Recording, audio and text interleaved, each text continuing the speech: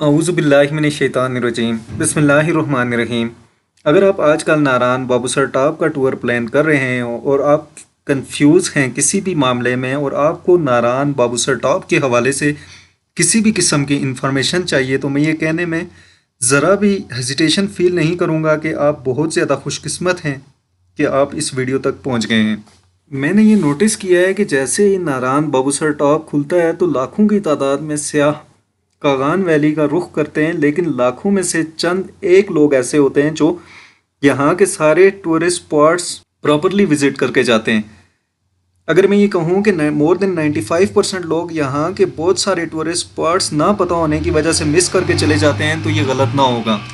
इस वीडियो में हम टूरिस्ट स्पॉट्स के हवाले से बात करेंगे कि नारान से अगर आप ट्रैवल करते हैं बाबूसर टॉप वाली साइड पे या हुंजा स्कर्दू वाली साइड पे, तो बाबूसर टॉप तक आपको कौन कौन से टूरिस्ट स्पॉट्स मिलते हैं, क्योंकि यहाँ पे बोर्ड्स जो हैं वो आवेज़ा नहीं किए गए हर जगह के हवाले से। लिहाजा जब आप गाड़ी चला रहे होते हैं तो गाड़ी चलाते हुए आपको आइडिया नहीं होता और आप बहुत सारे अच्छे पॉइंट्स जो आपके रोड के ऊपर आ रहे होते हैं, जिनके लिए कोई आपको एक्स्ट्रा एक्सपेंस पे नहीं करना पड़ता, एक्स्ट्रा टाइम नहीं चाहिए होता, आप वो मिस करके चले जाते हैं।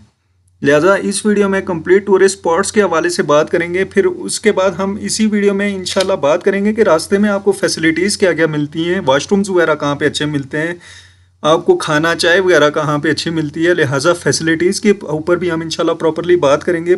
फिर हम सेफ्टी प्रिकॉशंस के ऊपर भी बात करेंगे कि यहाँ पे आपने ड्राइव कैसे करनी है, क्योंकि पाकिस्तान में जितने भी टूरिस्ट स्पॉट हैं सबसे ज़्यादा एक्सीडेंट्स यहाँ नारान बाबूसर टॉप रोड पे होते हैं। यहाँ पे कितने लोग हर साल मौत का शिकार हो जाते हैं। उसकी मेन वजह होती है कि यहाँ पे गाड़ी चलाने का पता नहीं होता, जिसकी वजह से यहाँ पे ब्रेक फेल होती हैं और कितने लोग हर साल यहाँ पे मरते हैं। लिहाजा यहाँ पे आपने अपवर्ड में गाड़ी कैसे चलानी है, डाउन में गाड़ी कैसे चलानी है, इसके हवाले से भी हम बात करेंगे। आपने वीडियो में एंड तक मेरे साथ रहना है, इंशाल्लाह आपको बहुत फ़ायदा होगा। लिहाजा आपने वीडियो में एंड तक मेरे साथ जुड़े रहना है, क्योंकि इस वीडियो में हम कोई भी ऐसी फजूल बात नहीं करेंगे कि जिससे आपका टाइम वेस्ट हो। ये वीडियो देखने के बाद इंशाल्लाह आपको इतनी इन्फॉर्मेशन मिल जाएगी कि अगर आप खुद भी टूर नारान बाबूसर टॉप का करना चाहें तो आप कर सकेंगे। और अगर फिर भी किसी किस्म की भी कोई कन्फ्यूजन आपके माइंड में रह जाए तो आप कमेंट बॉक्स में मेरे से पूछ सकते हैं। इंशाल्लाह एज सून एज पॉसिबल मैं आपके कमेंट्स का रिप्लाई कर दूंगा। और अगर आप कभी भी हमारे साथ टूर करना चाहें तो वीडियो में दिए गए नंबर पर आप हमारे साथ रब्ता कर सकते हैं। Thank you. ये इस तरह के कुछ नज़ारे हैं आजकल ये बाबूसर टॉप वाली साइड पे। लिहाजा बेस्ट टाइम है, अगर आना चाहते हैं तो आप लाजमी हैं।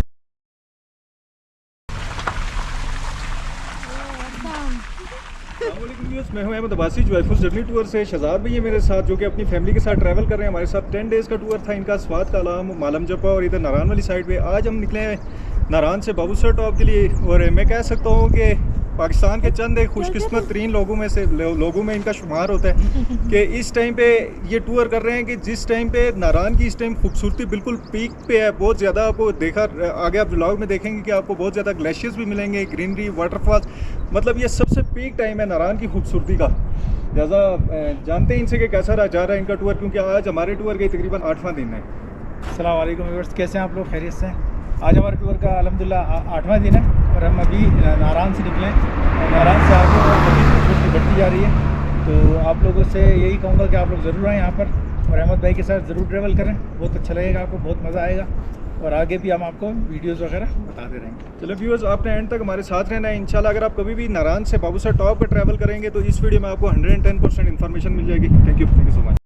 वैसे नॉर्मली आपको पता है कि मैं करोला वगैरह पे टूर्स करता रहता हूँ, लेकिन इस टाइप के टूर पे ये है कि ज़्यादा मेंबर्स थे, इस वजह से मैं ये गाड़ी लेके हूँ BRV 7 सीटर।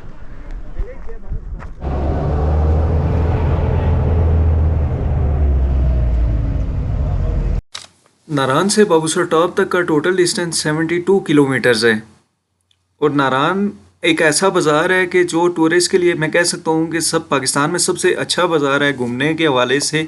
नाइट लाइफ नारान बाज़ार की बहुत अच्छी है, क्योंकि रात को जब आप नारान में स्टे करते हैं तो यहाँ पे आपको बाज़ार मिलता है, यहाँ पे काफ़ी सारी दुकानें मिलती हैं, आपको हैंडीक्राफ्ट वगैरह की काफ़ी चीज़ें मिल जाती हैं। फिर रेस्टोरेंट्स की एक बड़ी वैरायटी आपको नारान बाज़ार में मिल जाती है। रात को 24 घंटे ये बाज़ार खुला रहता है, ये नारान का, ये कभी भी बंद नहीं होता सीज़न में।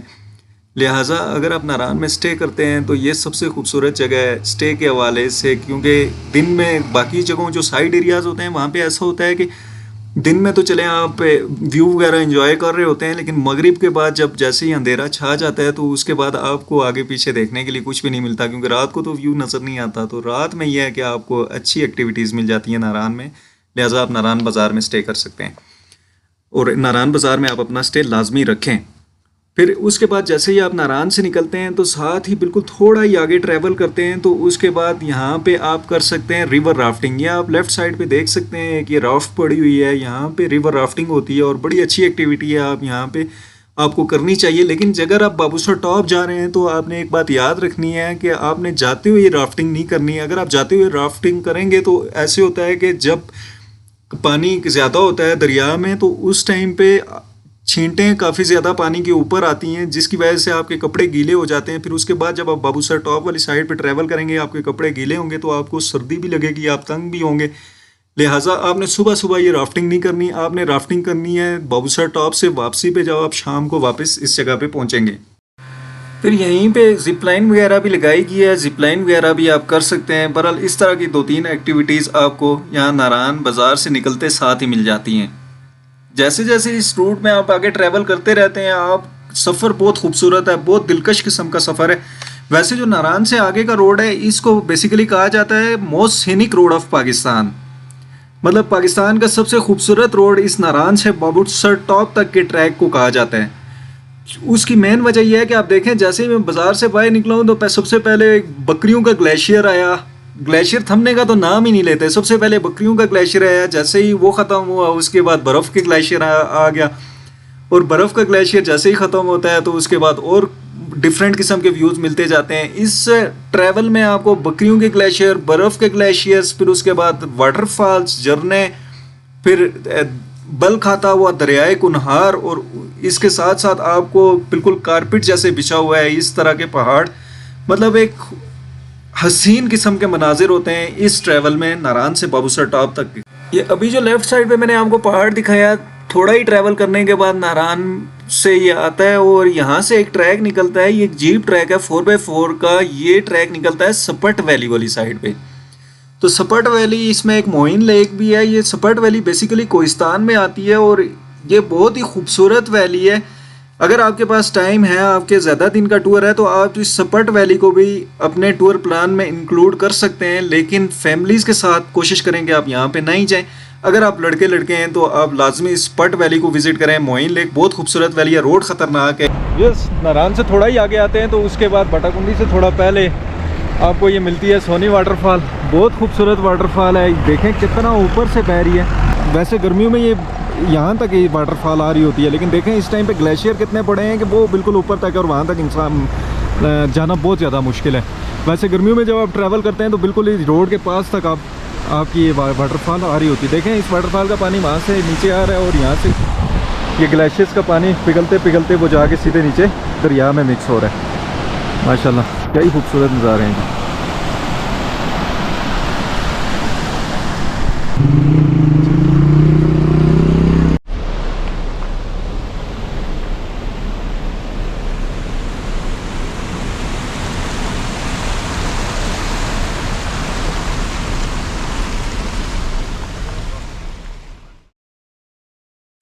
व्यूअर्स, यहाँ पे आपने एक चीज़ का ख़ास ख्याल रखना है कि जब आप नारान से निकलेंगे तो उसके बाद आपको कोई भी फ्यूल स्टेशन नहीं मिलेगा। अगर आप हुंजास करदू वाली साइड जा रहे हैं तो चिल्लास से पहले तक आपको कोई फ्यूल स्टेशन नहीं मिलेगा, जबकि अगर आप बाबूसर टॉप तक जा रहे हैं तो रास्ते में आपको कोई भी पेट्रोल पंप नहीं मिलना।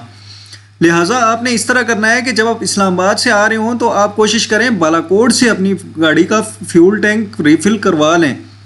अगर बालाकोट से नहीं करवाते तो नारान से लाजमी करवा लें, लेकिन मैं आपको रिकमेंड करूंगा कि आप बालाकोट से करवा लें, क्योंकि नारान में भी जस्ट एक ही पेट्रोल पंप है और किसी टाइम पे अगर वहाँ पे फ्यूल की शॉर्टेज होती है तो फिर आपको परेशानी का सामना करना पड़ सकता है। जबकि नारान में फ्यूल 8 से 10 रुपये महंगा भी होता है बालाकोट की बनिस्बत। अगर आप बालाकोट से फ्यूल फिल करते हैं तो अगर आप बाबूसर टॉप तक का टूर कर रहे हैं तो बाबूसर टॉप से होके वही आपका फ्यूल टैंक ईजिली वापस बालाकोट पहुंच जाएगा। वापस आप बालाकोट जाके रिफ़िल कर सकते हैं, आपको फिर आगे आके फ्यूल रिफ़िल करने की ज़रूरत नहीं पेश आएगी। लेकिन अगर आप हुंजा या स्कर्दू का टूर कर रहे हैं तो जब आपने बालाकोट से जो फ्यूल टैंक फिल किया होगा वही आपका टैंक चिल्लास तक पहुंच जाएगा। फिर आप यह है कि चिल्लास जाके तो अपना फ्यूल रिफ़िल कर सकते हैं। फिर एक चीज़ और है कि इससे आगे आपको कोई भी एटीएम नहीं मिलना, लिहाजा आप एटीएम भी नारान से यूज़ कर लें। नारान में 2 बैंक हैं, वहाँ से आपको एटीएम की सहूलत मौजूद है, लेकिन एटीएम भी आप कोशिश करें कि आप बालाकोट से यूज़ करके आएँ, कभी यहाँ पे लिंक भी डाउन हो सकता है। इस थोड़ा आगे आते हैं, उसके बाद नारान के बाद अगला बड़ा सिटी आता है, ये बटाकुंडी, एक बड़ा शहर बन रहा है और ये भी बहुत खूबसूरत है। यहाँ पे होटल्स वगैरह भी काफ़ी नए बन रहे हैं और काफ़ी बने भी हुए हैं, काफ़ी अच्छी न्यूली कंस्ट्रक्शन है यहाँ पे। और इस बटाकुंडी के व्यूज़ बहुत ही दिलकश हैं, बहुत खूबसूरत है। आप देख सकते हैं यहाँ पे आपको हल्के फुल्के रेस्टोरेंट्स वगैरह भी मिल जाते हैं और छोटी सी मार्केट भी मिल जाती है। बहरहाल जिस तरह का नारान में आपको रात को घूमने के लिए बाज़ार वगैरह मिलता है, उस तरह आपको बटाकुंडी में नहीं मिलता। लेकिन ये है कि जगह ये भी बहुत खूबसूरत है। अगर आप यहाँ पे स्टे करना चाहें तो यहाँ पे भी स्टे कर सकते हैं। वाशरूम्स वगैरह भी यहाँ पे आपको अच्छे रेस्टोरेंट्स मिल जाते हैं, तो ये है कि आपको यहाँ पे वाशरूम वगैरह की फैसिलिटी भी यहाँ पे मौजूद है। और ये जो ऊपर वाला पहाड़ है, इस पहाड़ के ऊपर लालाजार एक बड़ा खूबसूरत किस्म का पॉइंट है। जिस तरह का पाई मेडोज़ आपको दिखाया था पिछले ब्लॉग में, इसी तरह ऊपर ये लालाजार है। उसके लिए भी जीप आपको यहीं से बटाकुंडी से ही लेनी होती है।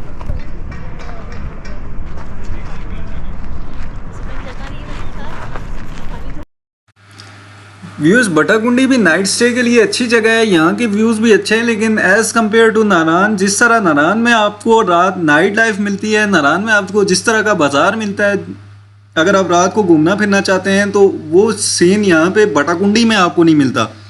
लेकिन यह है कि बटाकुंडी की नाइट जो है, यहाँ की रात बड़ी पीसफुल है, लिहाजा अगर आप यहाँ पे स्टे करना चाहें तो यहाँ भी कर सकते हैं। अभी हम ज़रा डिस्कस कर लेते हैं कि आपने नारान से बाबूसर टॉप जब ट्रैवल कर रहे हैं तो आपने ड्रेसिंग कैसी करनी है। व्यूअर्स, अगर तो मौसम ख़राब है तो फिर आप इस तरह करें, थोड़े गर्म कपड़े पहन लें, लेकिन अगर मौसम ठीक है, धूप वगैरह निकली हुई है, तो फिर आपने बहुत ज़्यादा गर्म कपड़े नहीं पहनने। उसकी मेन रीज़न ये है कि जब आप रास्ते में ट्रैवल कर रहे होते हैं तो थोड़ी हल्की गर्मी भी होती है, तो गर्मी में जब आप ट्रैवल कर रहे होते हैं तो अगर आपने कुछ गर्म चीज़ें पहनी हुई हैं तो फिर आप तंग होते हैं। आप इस तरह करें कि आपने थोड़े गर्मियों वाले कपड़े ही पहन लें अगर सूरज वगैरह निकला हुआ है, लेकिन आप एक चीज़ का लाजमी ख्याल रखें कि आप अपने साथ स्वेटर जैकेट्स लाजमी कैरी कर लें। उसकी मेन वजह यह है कि जब इस टाइम पे आप बाबूसर टॉप पे पहुंचेंगे तो आप उस टाइम पे 13,700 फीट पे होंगे। 13,700 फीट पे बाबूसर टॉप पे जो टेम्परेचर है वो काफ़ी ज़्यादा डाउन होता है, सर्दी होती है, लिहाजा जब भी आप सर्दी फील करें तो ताकि आप स्वेटर जैकेट वहाँ पे पहन लें। ये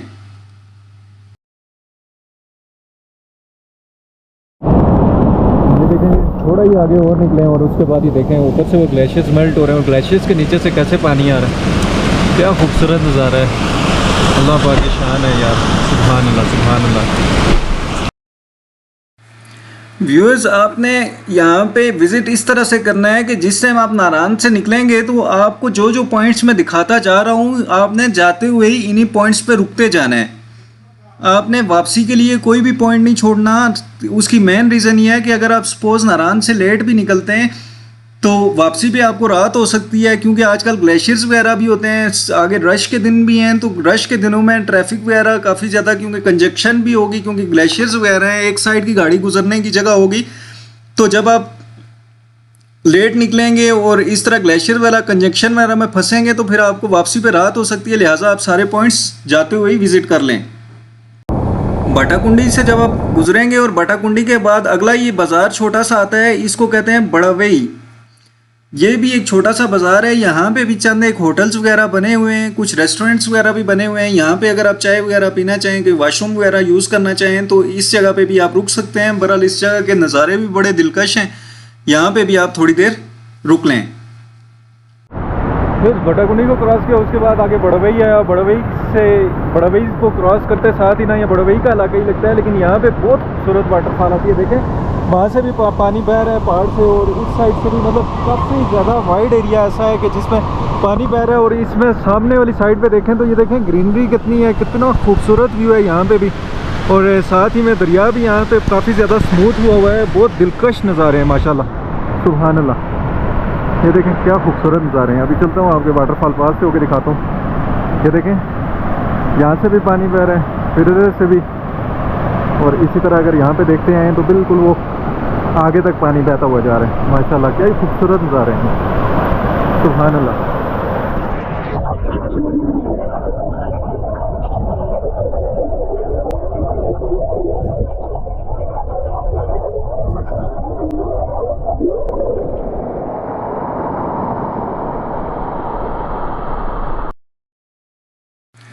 व्यूअर्स, आइडियल टाइम वैसे नारायण से निकलने का बाबूसर टॉप के लिए मेरे ख्याल से सुबह 9 बजे है, लेकिन यह है कि आप 9 बजे से लेट ना हो। अगर इससे अर्ली आप निकलते हैं तो ये और भी अच्छी बात है। बहरहाल ये है कि अगर आप सुबह निकलें, जब भी निकलेंगे तो उस टाइम पे नाश्ता आप नारायण से भी कर सकते हैं, और अगर आप सीनिक किस्म का किसी खूबसूरत जगह पे बैठ के नाश्ता करना चाहते हैं तो आप नारायण से निकलें और थोड़ी ही देर बाद बटाकुंडी आएगा, बटाकुंडी में नाश्ता कर लें।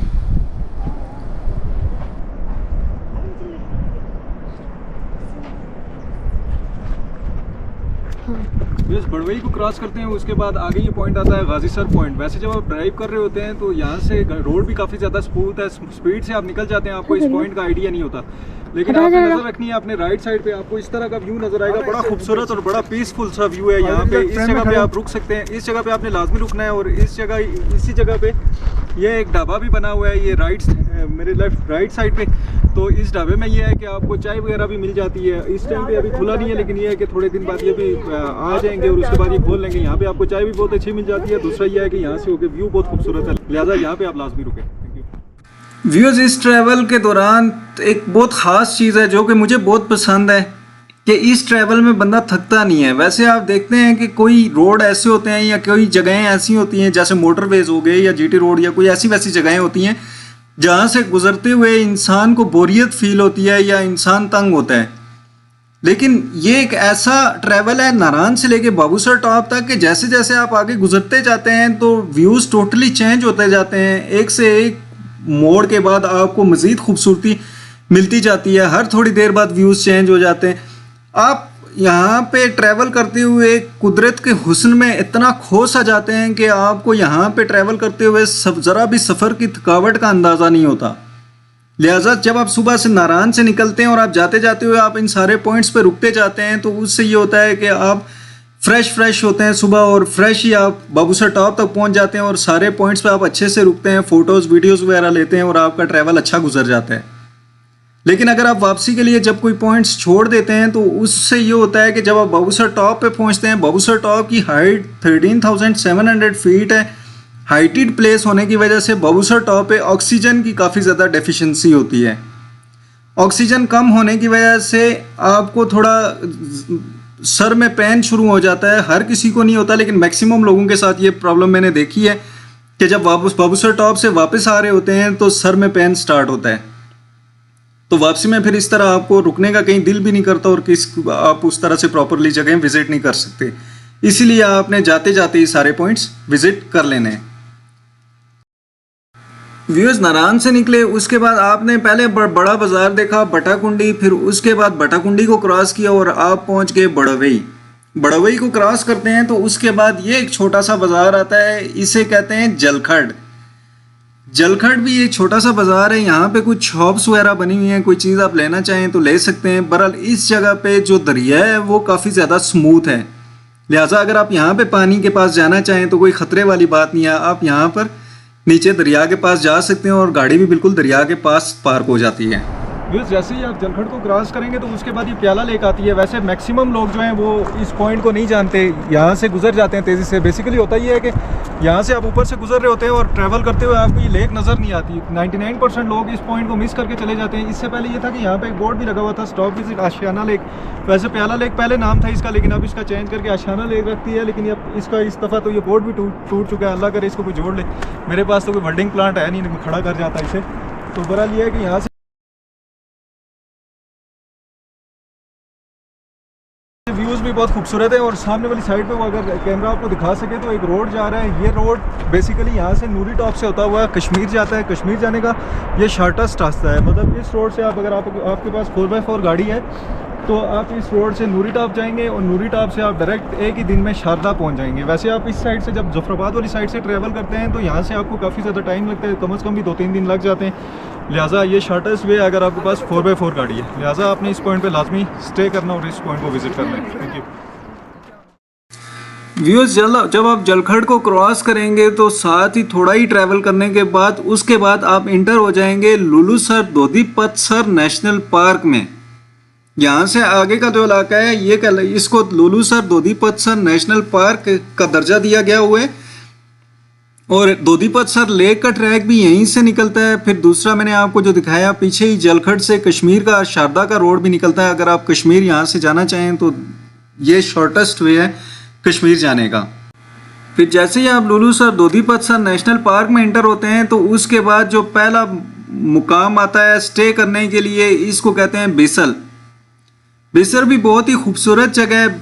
ये यहाँ पे रेस्टोरेंट्स वगैरह बने हुए हैं, मून रेस्टोरेंट बना हुआ है, बट कढ़ाई वगैरह बना हुआ है, और यहीं पे आपको बहुत अच्छे साफ़ सुथरे वाशरूम्स वगैरह भी मिल जाते हैं, और आपका काफ़ी ज़्यादा सफ़र भी तय हो जाता है। लिहाजा आप यहाँ पे तो लाजमी कहीं रुकें ना रुकें, किसी रेस्टोरेंट में आपने इस जगह पे लाजमी रुकना है, और यहीं पे आप वाशरूम वगैरह भी यूज़ कर लेंगे। उसकी मेन वजह यह है कि इससे आगे आपको लुलूसर लेक के पास एक रेस्टोरेंट है जहाँ पे वाशरूम मिलते हैं, उसके बाद आगे जाके आपको कोई वाशरूम वगैरह भी ख़ास नहीं मिलता।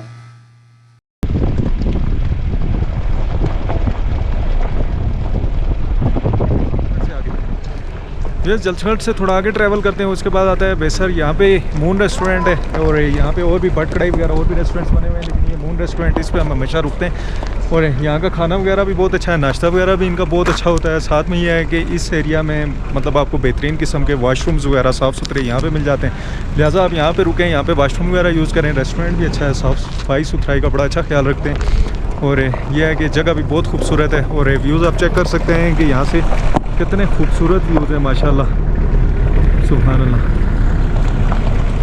ये देखें व्यूअर्स, नारान से आपने ट्रैवल स्टार्ट किया और आप 45 किलोमीटर्स ट्रैवल कर चुके हैं बीसल तक। बीसल तक का टोटल ट्रैवल टाइम बगैर रुके तकरीबन 1.5 आवर्स लग जाते हैं। फिर यह है कि जब आप रुकते रुकते आते हैं तो टाइम थोड़ा ज़्यादा लग जाता है। कोई लोग हर पॉइंट पे बिल्कुल 4 मिनट 5 मिनट के लिए रुकते हैं, कोई लोग ज़्यादा किसी पॉइंट पे रुक जाते हैं, तो ये हर किसी का डिफ़र कर रहा होता है स्टे टाइम। लिहाजा अगर बगैर रुके आते हैं तो यहाँ तक आपको जो टोटल टाइम लगता है वो तकरीबन 1.5 घंटा लगता है, इससे ज़्यादा नहीं लगता।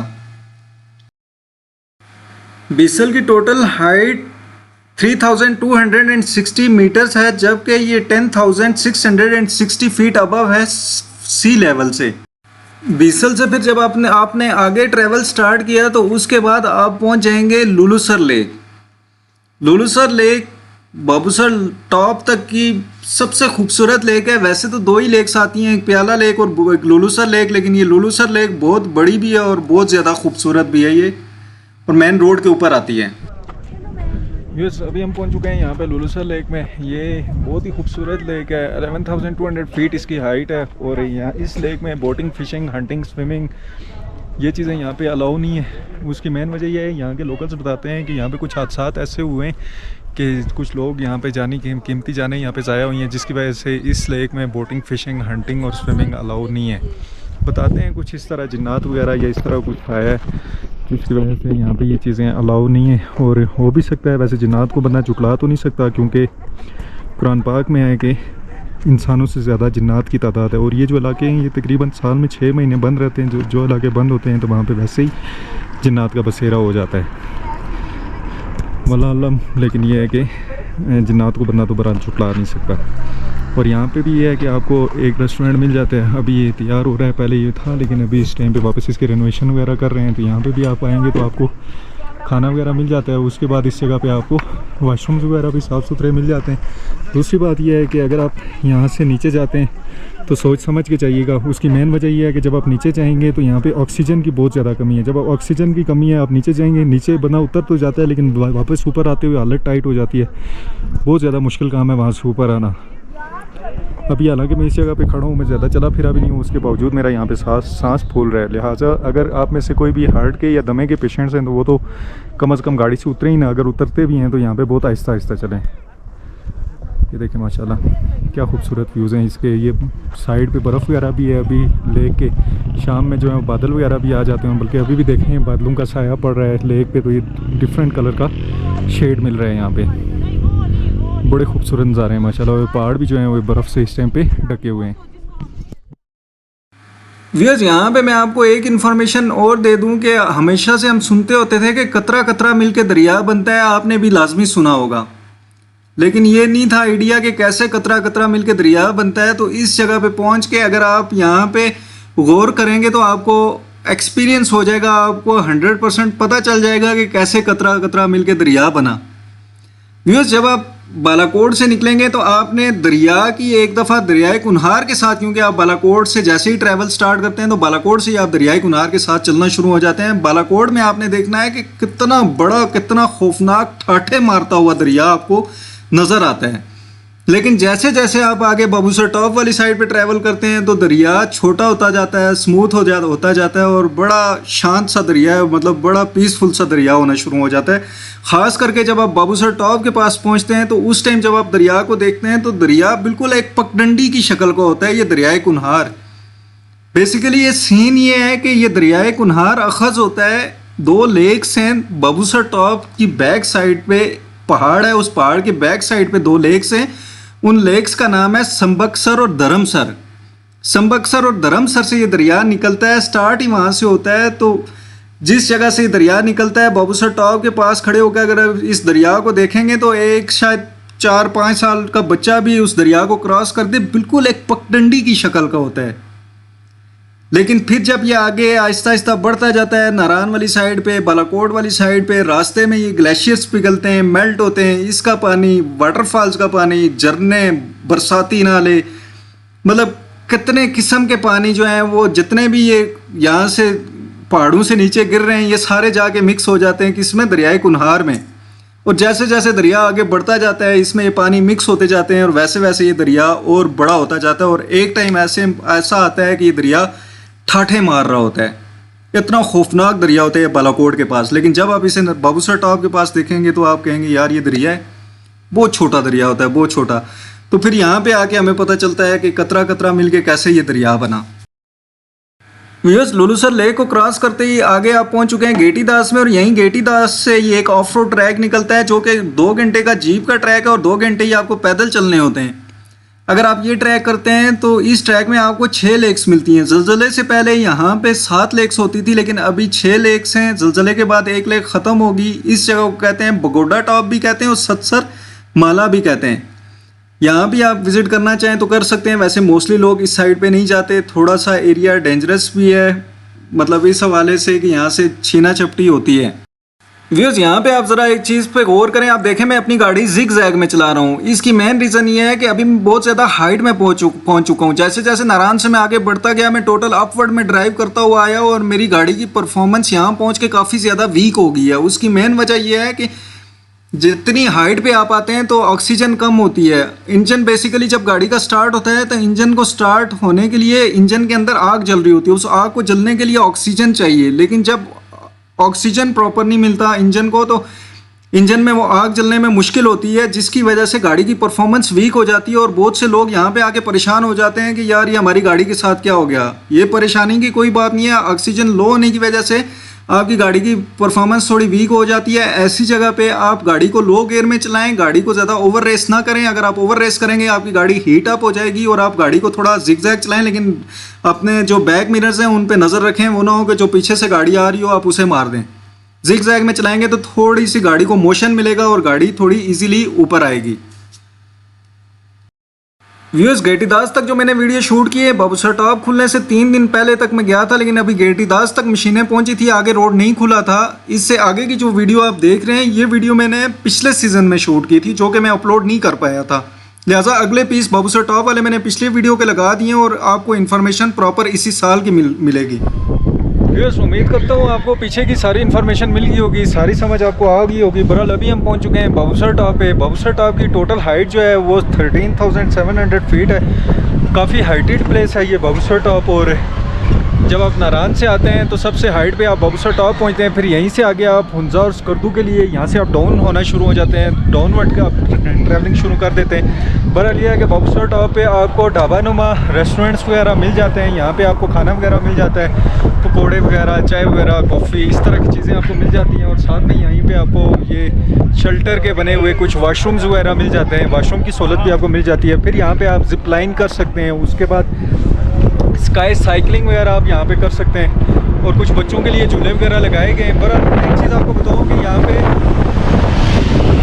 ऑक्सीजन यहाँ पे काफ़ी लो होती है। ऑक्सीजन लो होने की वजह से यहाँ पे सांस लेने में काफ़ी दुश्वारी होती है। जब आप यहाँ पे आते हैं आप ज़्यादा देर यहाँ पे रुक नहीं सकते, बहरहाल जितनी देर भी रुकते हैं आपने बिल्कुल भी यहाँ पे तेज़ नहीं चलना, क्योंकि अगर आप तेज़ चलेंगे तो यहाँ पे आपका बहुत जल्दी से सांस फूल जाएगा और उसके बाद यहाँ पे आप गिर भी सकते हैं, बहरहाल गिर भी सकते हैं। इसलिए यहाँ पे आपने आहिस्ता आहिस्ता चलना है। ख़ास करके अगर आपको हार्ट या दमे के पेशेंट हैं या फिर कोई सांस का कोई इशू है तो आपने इस तरह करना है कि अपने साथ ड्राई खुबानी वगैरह रख लें। ड्राई खुबानी वगैरह अगर आप खाते हैं तो उससे काफ़ी बेहतरी महसूस होती है। फिर उसके बाद आप प्याज खा सकते हैं, प्याज के साथ भी काफ़ी बेहतर फील होता है। बहरहाल फिर भी अगर आपको कोई यहाँ पे इशू हो जाता है तो इस जगह पे ऑक्सीजन एम्बुलेंस खड़ी रहती है जो यहाँ पे फ़ौरन ही ऑक्सीजन लगा देते हैं। बहरहाल इतने भी मतलब डरने की ज़रूरत नहीं है। सेफ्टी को मद्देनज़र रखेंगे, आप तेज़ नहीं चलेंगे, एहतियात के साथ चलेंगे तो फिर यह है कि आपको डरने की ज़रूरत नहीं है। उन लोगों के लिए जो लोग यहाँ पे आके तेज़ चलते हैं या फिर भागते दौड़ते हैं तो उनके लिए यहाँ पे इशू हो सकता है।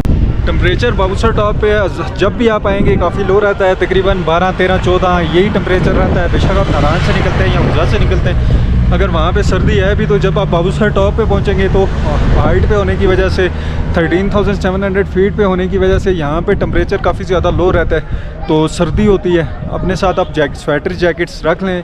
जब आप नारायण वगैरह से निकलते हैं तो उस टाइम पे आप बेशक नॉर्मल कपड़े पहन के आएँ, क्योंकि अगर आप वहाँ से ही गर्म कपड़े पहन के आते हैं तो रास्ते में गर्मी होती है, आप तंग होते हैं। तो लिहाजा आपने ड्रेसिंग ऐसे करनी है कि आप नारायण वगैरह से जब निकलेंगे आप नॉर्मल गर्मियों के कपड़े पहने और आप अपनी जैकेट स्वेटर साथ रख लें।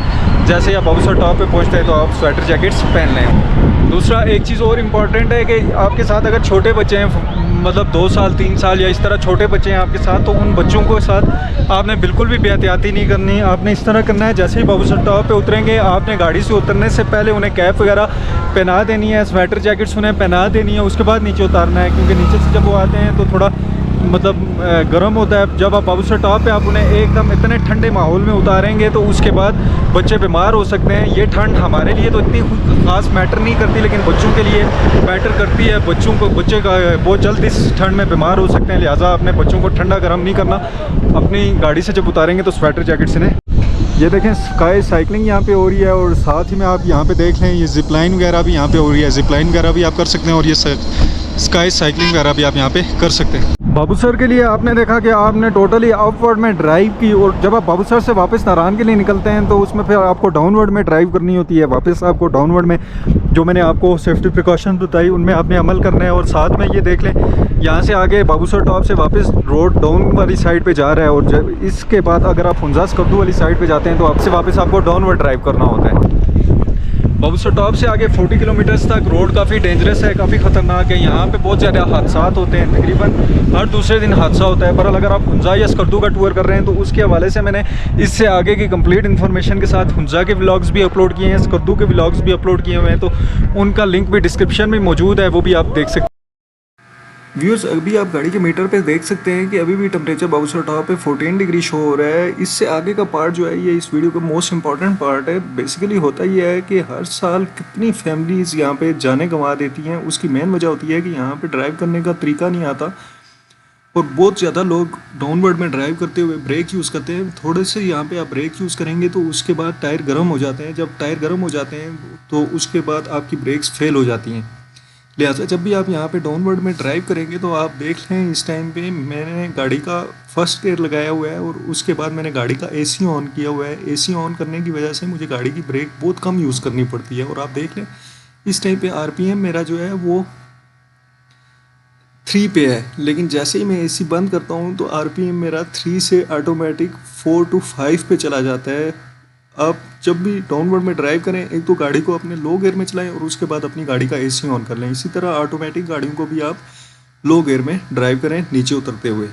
अभी ज़रा आप गाड़ी के मीटर पे गौर करें कि इस टाइम पे आरपीएम 3 पे है और अभी जैसे ही मैं एसी ऑफ़ करता हूँ तो उसके बाद आप आरपीएम को देखिएगा। पहले मैंने ब्रेक भी नहीं दबाई हुई थी और अभी जैसे ही मैंने एसी ऑफ़ किया और उसके बाद देखें मेरा आरपीएम कितना ऊपर चला गया और गाड़ी ने कितनी स्पीड पकड़ लिया है एकदम।